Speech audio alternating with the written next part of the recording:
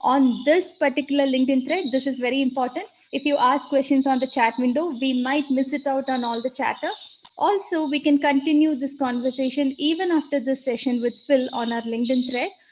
So please make sure that you are ready with this. You can find the URL to ask questions in your chat window also. Now, coming to tonight's session, I'm very happy to welcome and introduce Sai Satish Vedam, facilitator for the first session here. Sai is executive coach at IPL. Most recently, he was director of product management with Oracle. Sai, very happy to have you with us. Over to you. Thank you, Menaka, and good evening to all of you, and a warm welcome this evening to a couple of exciting sessions planned for today. In fact, he is one of my, product heroes, if you will. I call him the incredible product guy.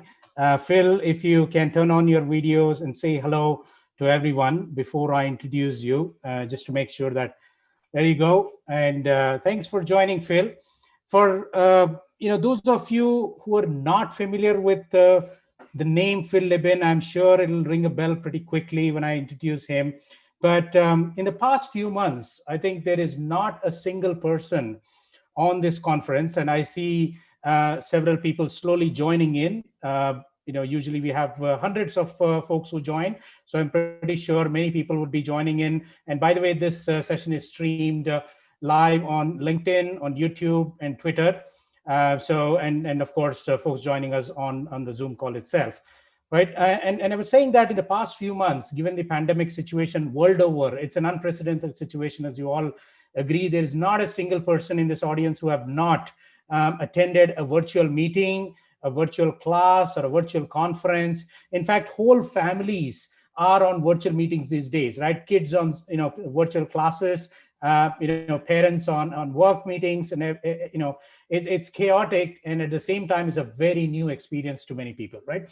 And at work, many people are realizing that this is the new norm now, and so team leaders, organization leaders are scrambling to put together new ways of managing teams, new ways of measuring outcomes, new ways of monitoring productivity, and all of these things. So it is a perfect time that we hear from one of the product leaders in the world, Phil Libin, on this particular topic, right? The new definition of leadership in the virtual work environments, right? And Phil is currently the CEO of All Turtles. All Turtles is a very interesting mission-driven AI product studio, right? And also a very interesting and new exciting app. It's called let me repeat that again. It's called and we want to hear, at least I want to hear from the backstory on that from Phil in a minute. But it's a your personal presence, a video presence app.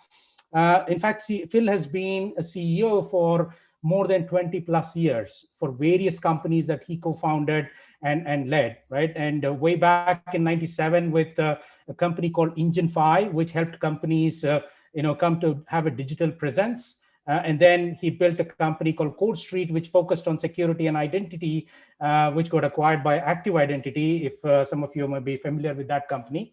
But I think, the claim to fame, in my view, and that's when it is one of my personal productivity applications, is he was a co-founder and CEO of Evernote, right? And I'm sure every one of you recognize, and I'm sure many of you are users of Evernote.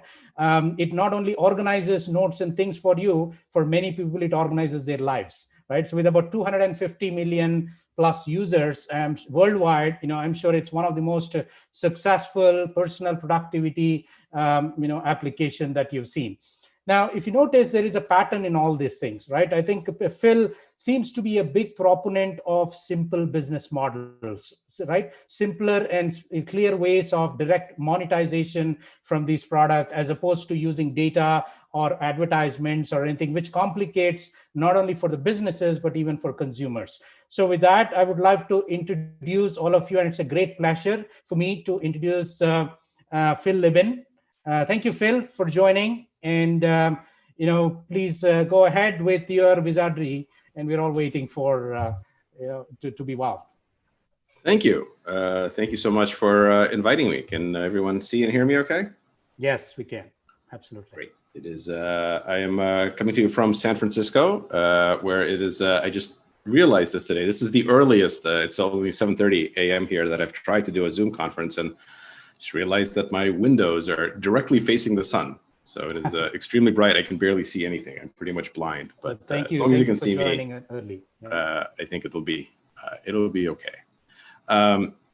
So thank you. So yeah, I wanted to talk about leadership and managing through a virtual environment. And this is a big change for us. We decided, I guess a couple of months ago in March, that we were going to go all virtual at All Turtles, at my company. And we were already semi-distributed. We had teams in lots of different countries. We had people in San Francisco, in Tokyo, in Paris, and Berlin, and in a few other places. But within each country, we had a common office. We were always together. And in early March, we decided, well, that just doesn't work anymore. So we have to be virtual everywhere. So we got rid of our offices, and it was a difficult change for me. I always thought before, I guess I was kind of old fashioned. I always in the back of my head thought, well, if you're working from home, like, yes, some people can do it and be productive, but I really couldn't. I really needed to be physically with people. And I relied so much on the in-person contact, but more importantly, the impromptu contact. So many of the most important decisions were made by, going for a walk to get some coffee with someone, or passing someone in the hallway. Also, that's how I would know, who's doing well and who isn't. Almost all of my communication was verbal and in person, almost all the important ones. And so it was a big change. But we went through it, I think, relatively successfully. But what I really realized is that the change isn't so much going from physical to virtual. That's a big part of it. But as I started talking to other startups, other companies, companies in my portfolio, my investments, the other companies I'm helping with, everyone was going through the same problem. And I realized it wasn't so much about just the change of being online or virtual. It was really, what is leadership through through crisis, through a period of rapid change of any kind. When the world changes really quickly, when the world changes all of a sudden, when there's a high degree of uncertainty, how do you keep a team motivated? How do you manage? And what we've definitely seen in the past few months is that the biggest sustained change and uncertainty and fear that that I've seen in my life. I managed at the beginning of the COVID pandemic and the quarantine. I was telling people, look, to be, it's going to be okay. Everything is going to, we're going to get through everything. And I would tell people, look, this is my third crisis that I was leading a company through. I had I had a startup at 9/11. So I remember kind of that. And then at Evernote, at the beginning of Evernote, we were trying to raise money and get everything started right at the financial crisis in 2008, at kind of the height of it. So I'm like, okay, I remember what those feel like. And this is kind of the third one. And there were some lessons that we learned from it, but it was also different. This one felt bigger and longer lasting. And so I started to talk with, every other CEO I knew, every other investor, every other portfolio company, and we came up with some guidelines of what I think is happening, and how I think companies and teams can deal with it. So what I want to share with you is the framework that we put in place for leading through virtual change and leading through really any kind of a crisis change. So I think there's basically three phases that we go through, three phases that the economy goes through whenever there's anything really big, sharp like this happens, like the COVID pandemic. And I think every company, and I walked through all of my companies this way, we said, okay, we need a plan for each of the three phases. We need to figure out what our strategy is. And the first phase, kind of phase one, is called the panic. So phase one is right in the beginning, and it's the first few days or the first few weeks of any kind of a sharp change when everyone's just panicking, or if not panicking, they're at least highly uncertain. They don't know exactly what's going on. They don't know how the world is about to change. There's just a high degree of chaos. Some people are still in denial. Other people may not be, but you once you kind of know to look for this, that, oh, you're in this phase one, you're in this panic phase, you can see it. You can see it, on TV, you can see it in the world. And so what should you do? How should you manage? How should you lead a team through panic, through phase one, panic? In this particular case with COVID, basically we decided, well, for the vast majority of people, unless you are directly involved in solving the problem, unless your company or your team is directly involved in helping immediately, if you're doctors or something, if it's a medical panic, then the best thing you can do is really just to calm down, to not contribute to the panic, to relax, to not make any very big decisions that day, resist the temptation to act dramatically right away, other than on things that actually affect your safety or your team safety immediately, and take the time to, first of all, just breathe and relax.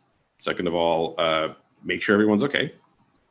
Reach out to your team, reach out to your customers, make sure they're okay, ask how they're doing, see if there's anything sharp that you can do to help, and then spend the time figuring out, okay, how are we going to work in this? How are we going to work in this new environment? What is the triage for the next couple of weeks of where are we going to be working from? How are we going to communicate? What are the new processes? And understand that you're only making plans for a few weeks because usually this phase one panic, this chaos, only lasts for a few days or a few weeks.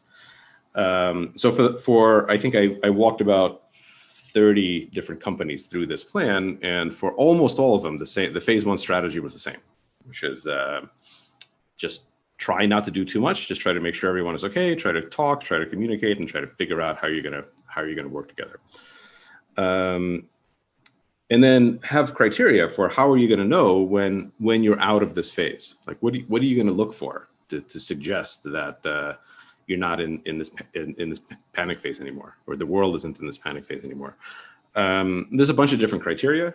I think if something is going on at a global level, stock market performance is okay. We basically said, I want to see 2 consecutive days where the market moves no more than 1% per day. So just 2 consecutive days of less than 1% up or down, in a given day. And then that's like a decent indication that, okay, maybe things aren't like completely crazy. Because in the beginning, it was going completely crazy.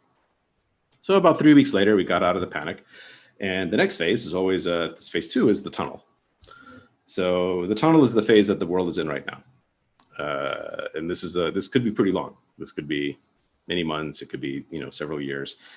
The tunnel is the phase where, okay, we're living with the problem. We're dealing with the crisis. It's no longer surprising. It's no longer a sharp thing. Hopefully people have kind of figured some stuff out, but the world is different and we're living through it. And priorities are going to change radically. Some things are going to become much more important. Some things are going to become much less important. But while the problem persists in the world that necessitated the change, the move to virtual or whatever the change is going to be, we're in this tunnel phase. And you need to make a plan for every company. So for all 30 or so companies, we went through it and we said, okay, what is our plan for the tunnel? We said, assume that it's going to be 12 to 18 months. What are we going to do? And at the end of that, phase 3 is the recovery. That's when the conditions that led to the problem are resolved, they go away, and things are all starting to come back correctly. And so let's have a plan for the recovery, right? So 3 phases. And then we went through and we made a plan. So we have basically action plans for each of the companies, each of the teams for these 3 phases. Like I said, in phase 1, it was pretty much the same for everyone, which is just like calm down. Like, don't fire all of your employees immediately. You can wait a couple of weeks to actually think through it and model things. Don't try not to make any decisions that you don't need to make immediately. And then phase 3, I'm kind of skipping ahead, is also pretty easy. So phase 3, the plan is pretty easy. You ask, okay, the product or service that I'm making, is the world going to need it more or less during the recovery, when everything is back to normal? Is my product or service going to become more important or less important than it was in the past? And if the answer is more important, then okay, great. We'll come up with a plan for phase 3 for how you're going to make more of that, towards a future where you've already identified that what you make is going to be less interesting, less important. So, for phase 3, it's like, well, if the world is going to need you more than it did before, then you're in good shape. And if it's going to need you less than it needed before, then you shouldn't be doing the same thing. No one's forcing you to do something that you think the world's going to need less of. And so that's how you think about the real work, right? Is the phase 2 work, which is what do you do? What do you do now? What do you do over the next? What do you do in the next few months? And that depended a lot on our companies, and I'm going to spend time going into it in detail. But that depended a lot on whether or not the product was sharply useful for right now. And if it was, then we would come up with a plan for how to make more of it. But if it wasn't, and we thought that in phase 3 it would be useful, then it was really just about how do we secure enough capital to make sure that we could just go heads down, just build, don't try to sell anything. And sometimes that's possible, and sometimes it wasn't. And if the product seemed less interesting in phase 3, then the plan for this was, how do you shut down? How do you change? How do you do something else? So we went through that exercise, and I tweeted something about this right at the beginning, which I was asked to speak at, which is the only reason I have the slide. But a few people have asked me to comment specifically on this tweet. Basically, I said this thing. I said, when the economy is strong, it's a good time to sell things. When the economy is weak, it's a good time to build things. I also like just animating my tweets like this. And I really believe this. I think this is the case, right? I think this is when things are going good, people are looking to buy, people are looking to sell. It's a good time to make money. And when things are bad, it's really a good time to make things. It's really a good time to build. You just have to build the right stuff, right? You just have to build the things that are important for the world as it is right now, which in our case means very much for the hybrid world, for the digital world, right? So what are the trends? What are the things that are changing now? And the first one is the main one. The topic of this conversation is, in the future, going forward, everything is hybrid. Like, this is the biggest change in the world. Everything is going to be hybrid. Hybrid across 2 dimensions. Hybrid across in-person and online, and hybrid across live and pre-recorded. So there's never going to be a 50-person business meeting again where all of those people are in the same room. There's always going to be some people in the room and some people online. This is going to be true of almost every industry. It's going to be true of design, of engineering, of sales. It's going to be true of events. It's going to be true of medicine. Almost everything. Certainly education. Almost everything's going to be hybrid, a combination forever between physical and online. And also hybrid between live and pre-recorded, right? Not everything is just going to be live real time. There's going to be a lot more stuff that's asynchronous. Everything is hybrid, is the main trend. And the way that we try to focus our teams is to say, okay, make new experiences in this hybrid world that are better than the experiences in the old world ever used to be, right? And we call this concept IRL plus, or in real life plus. The idea is, we want to design things, we want to make things for the current world that are better than they used to be in the past world. Not almost as good, better. So an example of this is, Zoom, right? Or events. A lot of people are spending a lot of time now thinking, man, how do we make events almost as good as they used to be? We used to be able to do events live and everyone was there in person, but now we have to do it on video and it's not as good, but how do we make them almost as good? Or, meetings are like, they're not as good. How do we make it almost as good? Or restaurants. Well, people can't come to my restaurant anymore, but, maybe I can do, at-home delivery, and it's not quite as good as a restaurant, but how do I make it almost as good? This approach is doomed to failure. This is a very understandable short-term approach, but this isn't going to result in anything good down the road. The only way to do this correctly is to say, how do I make things that are better, right? How do I take advantage of the new conditions in the world, the fact that everything is hybrid, to make experiences that are better than they ever have been? And that's what requires imagination and leadership. And that's the best way to organize and to motivate any team, right? The best way to keep people happy and motivated and working is to have success.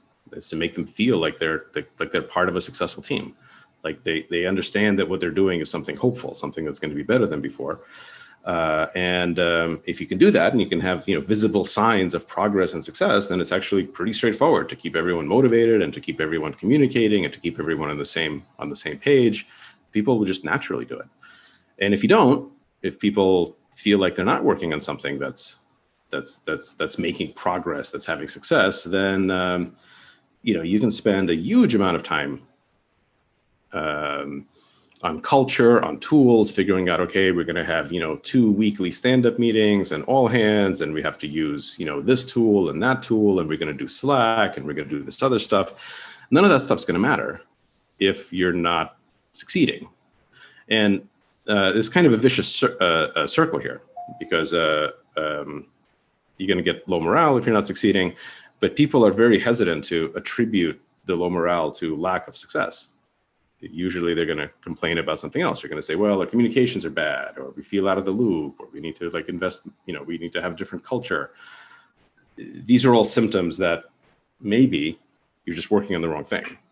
Maybe you're working on something that's doomed to failure. You're working on what's fundamentally a lost cause, because you're doing something that's at best going to be almost as good as the world used to be, not better. So this idea of everything is hybrid, and how do you take advantage of it to make IRL plus, in real life plus, is, I think, the best way to think about what to build and also how. A great success story here, a great example of IRL plus is, especially in the conference space, something that we're doing here, is the last WWDC, the last Apple event a few weeks ago. Apple does the big developers conference, WWDC, and it's always a giant in-person thing. And I used to go every year. Now I go, I pretty much go every year, because it's in San Francisco. That's where I am. So it's easy, but everyone comes in and it's a big party and you sit and it's great. It's always been a good event. And of course, this year they just had it, and then they couldn't do it. They couldn't do it live. And so it was virtual. And it was the best WWDC ever. As an audience member, it was better than they ever had before. It was more interesting. It was more fun. It was more informative. It was just better. It was more useful. Now they spent, I don't know how much they spent making it. They spent, probably tens of millions of dollars. It's Apple. But they managed to make an experience that was this hybrid experience. Some of it was live. Some of it was pre-recorded and interactive. All of it was, was online. They made this hybrid experience for WWDC, which was the best WWDC they ever had. Not like, the best event in 2020, which is a very low bar. The best event they've ever had, better than last year. Which is kind of amazing when you think about it. And it also means that, next year, let's say, hopefully this pandemic is over, and hopefully by next year, WWDC comes along, we can have people in person. They're not going to go back to making it worse, right? They're not going to have WWDC 2021 be worse than WWDC 2020. They have to keep moving forward. They have to keep making it better, right? So they're going to have to keep figuring out this IRL plus concept. And I think this is just an important mental shift. Many teams right now are thinking about, how do we live in this virtual world? How do we deal with all of these issues? And how do we get by? And how do we get by in a way that isn't going to be as good as it was before, but we at least have to get by? And I think this is a very difficult mentality to sustain. I think the much better mentality is not how do we get by, it's how do we excel. how do we grab this? How do we make it better than it ever was? I was talking to a friend of mine, and I was talking about this, and they said, I read in a Zen philosophy book, and I was trying to remember where I actually read it, but I couldn't remember. So I said, I think it was a Zen, I think it was a philosopher who said, the obstacle, like when you're on the path and there's obstacles in your way, the obstacles are the way. The obstacles are the path. Like you're walking and, a tree falls and blocks you. The tree is not the obstacle. The tree is the path. Like the difficulties are the way you go forward. And he was like, oh, that's really good. I'm like, yeah, the obstacles are the way. The obstacle is the path. And we were, having a drink and saying about how this was a good philosophy, good quote. And then the next day I remembered that where I heard it from was actually from a Star Wars game. So this was, I was playing a Star Wars game and some Jedi says it. I was like, it's almost as good. Not quite old philosophy, but it's Star Wars, so almost as good. But I really believe it, right? The obstacle is the way. We're all faced with obstacles. Everyone working from home. But if you think of them as obstacles, it sucks. But if you don't think of them as obstacles, as you think of the obstacles as the path, and you say, how do we make it better in this path? Then it makes a lot more sense. So that's what we've tried to do. So basically, we went through all of our projects, all of our companies, and we adjusted them a little bit to say, okay, how do we make it more important for the current world? So one of our companies is Vitally. It's a project we're doing in Japan around employee health for employees of large companies. And I think this is more important than ever, but we needed to adjust things because now a lot of them are working from home, either all the time or even in the future, some of the time. So, what are health habits for when you're working from home? We needed to put more emphasis on mental health, more emphasis on stress. We had to change the way that we talk about motion because maybe we can't recommend that, that you go, for a run or something. We have to rethink things. So we made some adjustments to make it more consistent, and the resulting experience is better than it ever was. Another company that we're working with is Carat Fertility. They provide fertility benefits also for employers to give to their employees. So if you work for a company that has Carat as a benefit, and you're trying to have a family, trying to have children, they provide help for how to do that. And it's a really good business. This is a fertility benefits are very big demand in the U.S. and worldwide. But during the current during the current pandemic, the challenge they had was, fertility was still very important, but it became less of a priority over the next few months because a lot of fertility clinics and centers, people wanted to avoid them. Some of them were even closed because of of COVID and other medical conditions that were happening. So it just became long-term vitally important. In fact, more important than ever. But short-term, medium-term, it was a lower priority. And one of the things that Carat does is they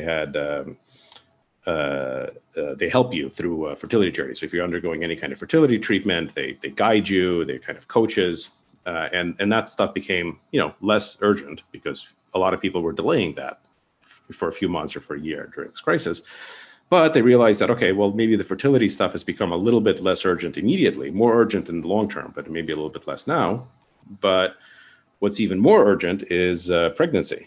So before, they didn't do anything with pregnancy. Once you were pregnant, that we were kind of on the health insurance, it was a different system. They realized that a lot of big companies have employees who are pregnant. And that's really scary right now. Being pregnant right now during COVID is really stressful. It's really scary. There's all sorts of questions. And Carat realized that, we have all these people who are coaches and experts and guides. And before, they never offered the service for pregnancy. They stopped at pregnancy. They were only doing it for fertility. But they expanded. It only took them a couple of weeks, and they released a product for pregnancy. So now employers can provide help to their pregnant employees during this time, which is difficult. And that's become a very successful product. They also realized that, if you are doing fertility treatments, one of the big problems is getting all of your medications. and you don't want to go to pharmacies anymore. And so they launched, an at-home delivery pharmacy service. So again, the mission long-term in phase 3, it's more important than ever. But in phase 2, they made a couple of small adjustments to make themselves relevant, to make themselves essential to the current situation. Spot is another one of our companies. They do an AI for harassment and discrimination reporting at work.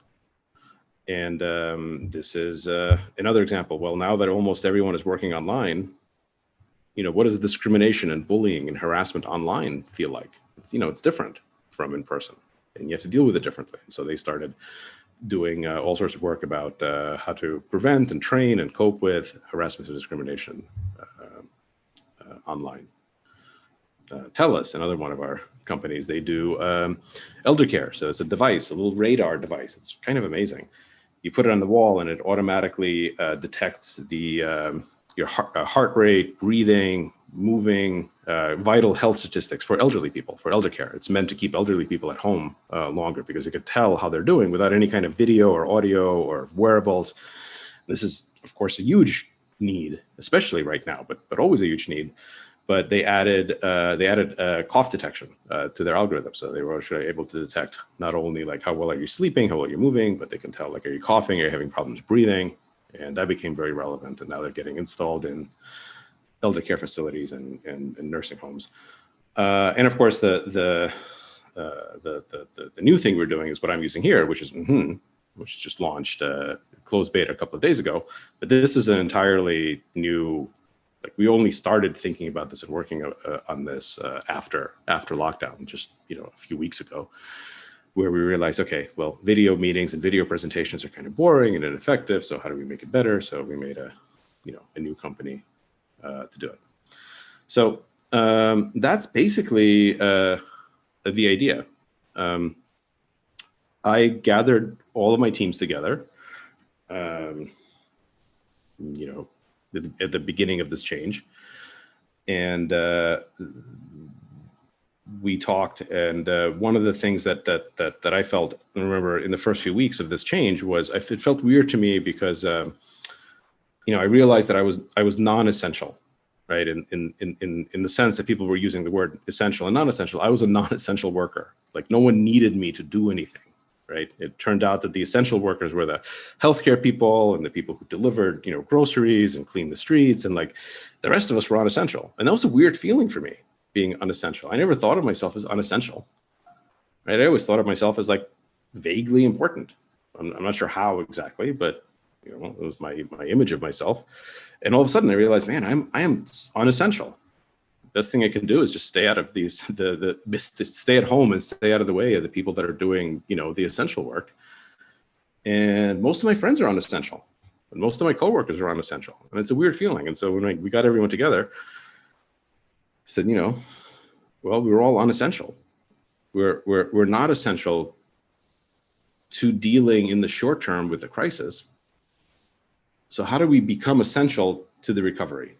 How do we become the new essential? How do we become essential if we're not essential to the immediate handling of the problem? How do we become essential in gluing the world back together? How do we make the products that will be the new essential to make the new world that comes out of this better than the old world used to be? And so we have this new essential theme, this new essential mantra: make yourselves, make your teams essential going forward by making the right thing. And that's worked well. And that I think is the kind of message that we were able to get quite a lot of people moving in different directions, and hopefully have a positive impact in a few different projects. So that's how I'm thinking about that. But happy to kind of make the rest of this interactive, take questions, all of that. Well, Phil, I think there were some of those very profound observations, insights, and guides. You almost sounded like Obi-Wan there for a minute. But I think the framework that we have outlined, the guidelines that you said in terms of, the panic phase, again, going back to saying, don't panic, going to Hitchhiker's Guide. Don't Yeah, panic. Just exactly. have Don't panic. stuff. Yeah. Don't panic. The second one and the third one are a little bit interesting on the tunnel phase and the recovery. You said that try and figure out with what you're doing, whether it is projects, products, or anything, to see whether that is absolutely required or critical now, or reprioritize. Now, I think you would agree that that's a hard decision for anybody to make, right? Because they're Yeah. already invested in it, and not just the leaders, but the whole organizations and teams already working. And how do you suggest that people be very objective about it and say, this is not something that is so critical right now, and hence let's put it on cold storage and pick up something that is going to be much more required now, right? So this is a change management aspect, if you will, right? So Yeah. are there any suggestions to people here? Yeah, I think so. I was born in Russia, and you used to be the Soviet Union a very long time ago. But I went to school. I went to kindergarten, first grade in Leningrad, back in Russia. And so I still in my head, I was 8 years old when we came to the U.S., but I still have in my head like all of these quotes, all of these like socialist, like Lenin quotes. I don't know why, just they're stuck in there. And for some reason, I remember all of them in English, which obviously I didn't hear them in English. I didn't speak English at the time. I heard them in Russian, but somehow the way memory works, like I remember all of these quotes as if I heard them in English. And there's one that came back to me that a friend of mine said to me a couple of months ago in the middle of all of this, that really resonated. I think Lenin said something like, sometimes decades go by and not much happens. And then a couple of weeks go by and decades happen. Yeah. And that's what it felt like. That's what the COVID and the Black Lives Matter protests, it really felt like we are living through a couple of weeks where decades are happening, decades of history, decades of change. And that happens once in a while, right? It just happens. Not often, but it happens. And when it happens, you have to think about plans like as if decades really had gone by. So when I look at like, when I hear pitches, I still do a little bit of investing, right? And so people pitch me now, and when I hear a startup pitch now, and like, it's obvious that they haven't changed it in a few months. Like it's the same pitch they would have given me in January or in February. It literally feels like I'm hearing a pitch that was created 30 years ago. I'm like, well, don't you know that decades have gone by since you gave me this pitch? Like you wouldn't have the same plans that you had 30 years ago just because, well, I thought of them 30 years ago, so obviously I'm not going to change, right? Of course, if that much time has gone by, of course you would have to change stuff. It doesn't matter if you were working on something 30 years ago. Right. Well, 30 years have just gone by in the past few weeks. Major tectonic shifts are happening in industries. Yeah. So if you had plans before, who cares? Yeah. Like those were your plans before. Those are now like historical curiosities. You need the plans now. You need the plans, and the plans. If your business plan today is the same as your business plan was in March, that is highly suspicious. Like maybe you just like happened to have a plan that was probably really terrible in March, but it was like just accidentally like the perfect thing for 30 years later.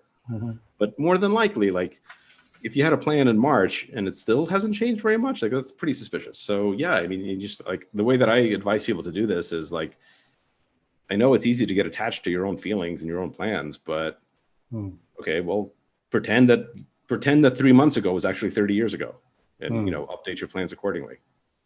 So you said some of them are more important, some of them are less important, and I think few examples through the companies that you have and you've been running, you outlined. But can you give us an example or two of probably a product or a service that is less important in the new hybrid times now, and people should rethink about it? I mean, just to give an idea to all of us about what might be such products or companies that really need to rethink.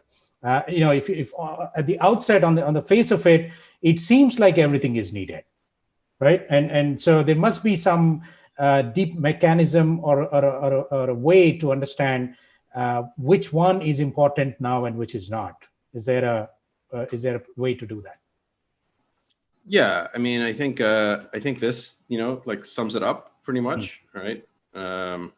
So, if you think of a Venn diagram like this, where you have clothes that you don't need from when you're working at home, and then stuff you can't wear in front of a green screen, and the Venn diagram intersection there is green pants. So, like, if your business is making green pants, like you're just never coming back. Yeah, it's over. That's a superb analogy. Yeah. And there are a few questions coming in on the LinkedIn thread. One other thing is leadership, right? Whether it is virtual, whether it is in real world, IRL, being authentic, connecting with others, promoting inclusiveness, networking, all of these things, of course, become an interpersonal skills, right? Now, are there new skills that one needs to start acquiring to be able to an effective leader? Now, I'm saying not just as a leader from an organization perspective or a society or a country, but many of the audience here.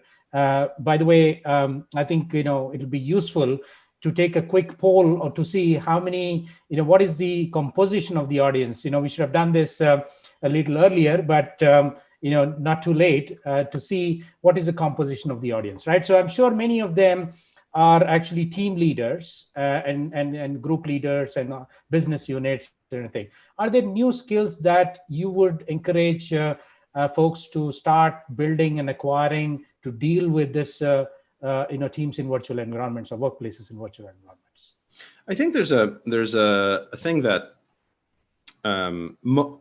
many people who are good leaders, really in any sense, before understand that there's a core element of leadership, which is performance, and I mean like performing, like getting on a stage and entertaining, right, and inspiring. And there's very much like leadership has a very strong component of performance and performing art of storytelling, as you say. In storytelling, yeah, and being charismatic and holding people together, and everyone like innately understands this, right? Like if you think about like the best teachers you had, in school, like they're obviously knew that teaching is performing.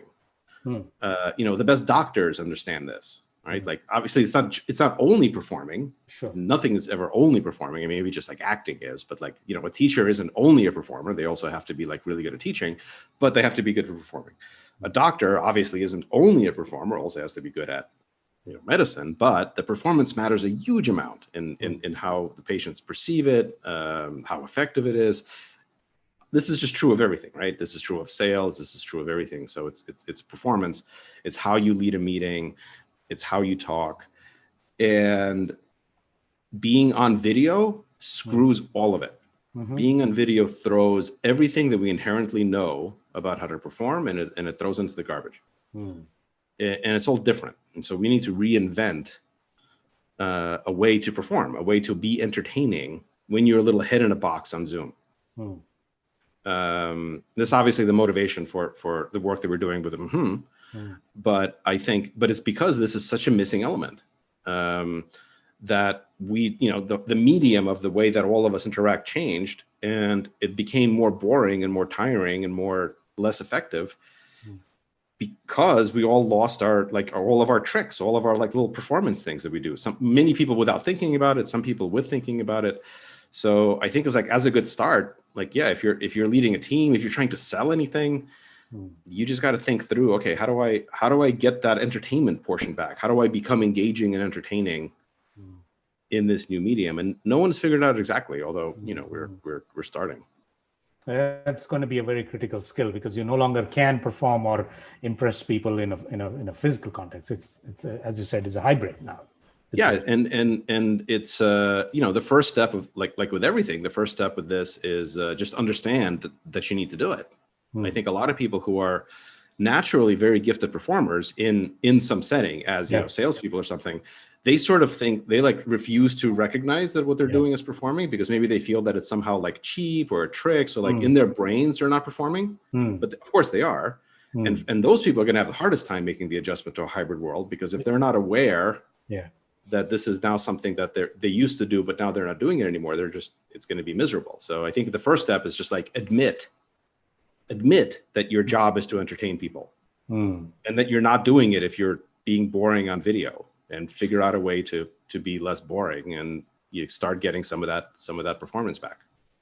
So essentially, adopting a completely different mindset, acknowledging the reality, changing the mindset to say that this is now how it is going to be. And so now how can I reconfigure, the thing that I do every day, and find a new way to do it, better than, as you said, not just as good, but better than what you've been doing to. Yeah, right? the obstacle is the path. Like, the obstacle is we're all in a little box in gallery view on Zoom.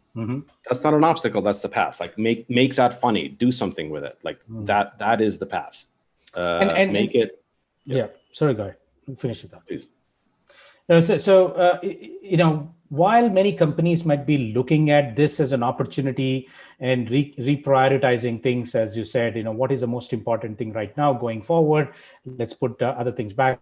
Do you see, and this is a question from Saurav from the audience, do you see and you being an investor in many companies, do you see the investment communities and funding and investments moving in that direction already, or you think that they're going to follow the entrepreneurs or the product leaders starting that drive? Raising money in this environment is so. I had this realization a few months ago, before lockdown and everything. I just had a moment of self-reflection, and I realized that the thing I hate more than anything about running companies, like the thing that I hate more than anything is raising money. I hate raising money. I just don't like it. I just find it not fun. I just don't like doing it. I don't like how it feels. And even though I hate raising money, I've been raising money for something every single year without any interruption for 27 years. Wow. So for the past 27 years, I've never had a year off. I've always been raising money for 27 for something, usually more than one thing, in any given year. And I was like, man, what series of poor life choices have I made where the thing that I like doing the least is I've actually been doing straight for 27 years. I'm going to be 50 in 2 years. I'm 48 now. So I decided for my 50th birthday, my dream is to spend a year. When I'm 50, I just want to have 1 year where I'm not raising any money for anything, just for a year. That's my hope. So we'll see. And so raising money has always been, it's always weird and different. And I think right now it's really strange. Some things are very hard to raise money for, and they take a very long time. But other things go really fast. So everyone says that right now is the most difficult time in the history of the universe to raise money for startups, and it's probably true. We've had since the COVID lockdown started at All Turtles, we've had 8 of our projects attempt to raise money since the lockdown started. 8 have tried, and 8 have succeeded. So, yeah, it's the hardest time in the history of the universe to raise money, but so far we're having 100% success rate. But it's also because we're doing things that are obviously necessary for the world and can adjust for it. So, it's possible. And in fact, there's plenty of existence proof. I see many deals getting done. But if your pitch is obviously an old world pitch, if you're making green pants, we made an emoji in Slack. We made a little green pants emoji. And this in our company, the green pants emoji just means something that is just ridiculously is no need for anymore. So if something gets labeled with a green pants emoji, it's this is at the very intersection of useless and unnecessary in the new world. Maybe 6 months ago, green pants were, an important product. Right. Awesome. I'm still wanting to hear the backstory on the name of your. Did you come up with that when you're eating food, or? That's the joke, right? Is it's important to have a name you can say while eating. Yeah. We have many jokey answers to that. So I like palindromes. It's the same forward and backward. So I like palindromic names. So in general, I have this philosophy, which is, if you imagine people's reaction to you, to your company, to your product, to your company name, to kind of anything, right? You just sort of imagine the market response, right? And you have a spectrum between, love and hate. And it's useful. I think a lot of people like think of it as kind of like this, right? Let me get out of the way a little bit. Is spectrum between love and hate, right? Easy. But actually, it's much more useful to think of this as a horseshoe instead of a line, where love and hate are actually not that far from each other. And because both of them mean that you've made someone care enough, be interested enough to have like an emotional response. And that's the basis for a connection and a conversation. So if you release a product and some people hate it, well, okay, that's not bad. Like, why do they hate it? Like something is triggering an emotional response, and so they care. Yeah. And often it's actually pretty easy to get people to jump over that gap, because hate and love aren't that far apart from each other. And so very often, once you've sort of made the emotional connection, you can work with people, you can get them to come over to the love side. I mean, it also works the other way. So that's why you should never take like your fans for granted. So if you have people who like love your product, they can also go the other way. They can go from love to hate. So if you start, mistreating them or something, they're going to be like your worst enemies. The opposite of love is not hate. The opposite of love and hate both is indifference, right? Like the opposite is people just don't care. You just haven't connected at all. And so for anything in life, when I think about, names or anything, like I want to be here. Like these are my friends. These are my people. Like I want to be down here. And I want to minimize the amount of time that I'm like wasting up here. Right. I don't want to be in this like weird, indifferent, boring, zone. I want to be here. And, if like sometimes people have a negative reaction, it's okay. We can like explain things. We can like nudge them over this way. Like this is where I want to spend my time, because this is what's interesting. Up here is boring. So this is especially true for names. Is a bad name, but it's also a great name. It's a great name. What it's not is a boring name. Yeah. What it's not is indifferent. It gets people talking at least. Yeah, and I'm okay with that. Yeah. The reason we picked it specifically is because the product is for performing. We call it for micro performances. Like every time you have to like, Nike used to have the slogan, everyone's an athlete, and I always thought like I'm not an athlete, but whatever. We think everyone's a performer. Like everyone for a few minutes a day has to like say, hey, look at me, I'm going to do something and like perform, whether it's for your customers or for your employees or for your kids or for your followers, whatever. Everyone performs a little bit. And the sound is something that everyone can say while eating. Everyone can say it without thinking about it. Everyone says it naturally, many, many times in a conversation. You say, you don't think about it, you just say it. But it's actually hard to say when you think about it. It's hard to say intentionally. It's hard to say like when you're trying to say the name of the product. Even I have to stop for half a second. That is so true. Yeah. Because every time you're going to say it, you have to think about how am I going to inflect it? How do I pronounce it? And so it makes every time you say the name, it's like a little micro performance. Yep. You have to perform it. You can't say it, which is kind of amazing. I don't know of any other name of any company or product that you can't say thoughtlessly. Every time you say it, you have to like perform it. And so I'm just, as you're talking, I'm just saying that right now. Yeah. Right? But now when you say the product, when you're trying to like refer to the product, Definitely. You're going to have to stop and like perform it. And like, I don't know, I think it's kind of beautiful to have a name that you have to be mindful when you say, you have to perform it. That's true. Well, that was incredible.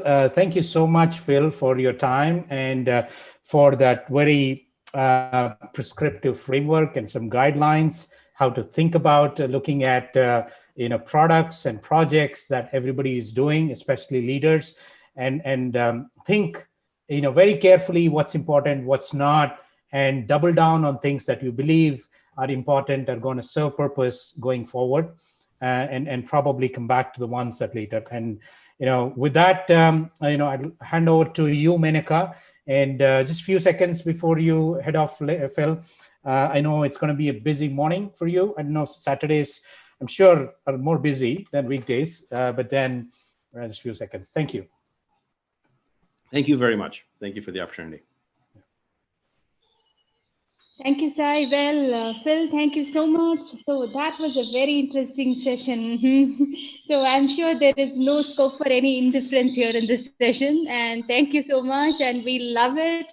And thank you. So we are moving on to the next. So before we go, Phil, if you're still around, please accept a token of our appreciation, a digital certificate of appreciation. That's the best that we could do. I'm sure we now need to think, based on what you said, how can we make this even better than what it used to be? So we're going to do